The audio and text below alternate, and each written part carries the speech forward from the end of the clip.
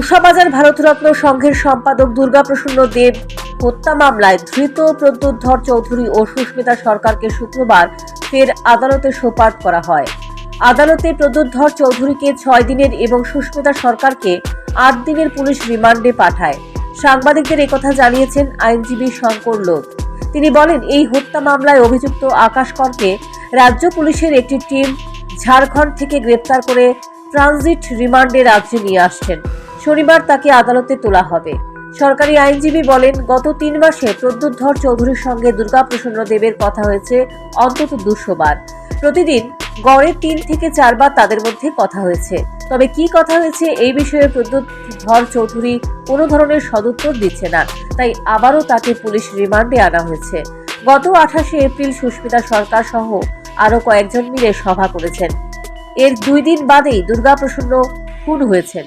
এই সভায় কারা ছিলেন তাদের নাম ধাম সুস্মিতা জানেন, কিন্তু তাদের নাম ধাম বলতে চাইছেন না সুস্মিতা, তাই তাকে পুলিশ রিমান্ডে আনা হয়েছে।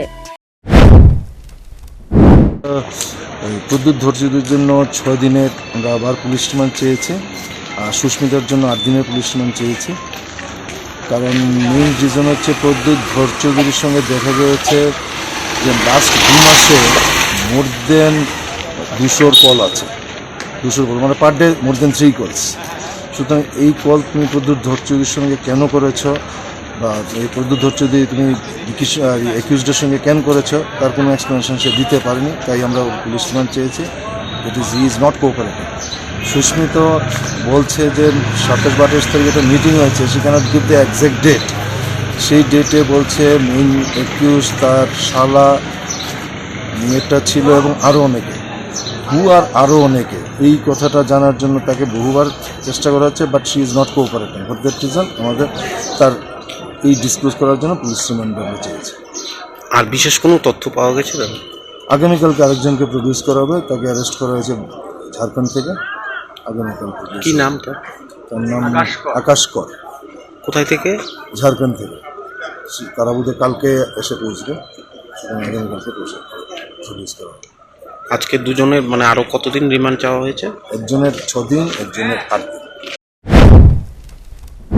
দুর্গাপ্রসন্ন দেব হত্যা মামলায় বেশ কয়েকজনের নাম উঠে এসেছে পুলিশের কাছে, যারা এই খুনের সঙ্গে প্রত্যক্ষভাবে জড়িত।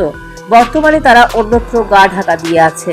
পুলিশ তাদের খোঁজে তল্লাশি চালিয়ে গেলেও অভিযুক্তদের জালে তুলতে এক প্রকার ব্যর্থ হয়েছেন। প্রসঙ্গত 30 এপ্রিল শালবাগান এলাকায় আততায়ীদের গুলিতে খুন হয়েছিলেন Durgaprasanna Deb. Bureau report, news prime Tripura.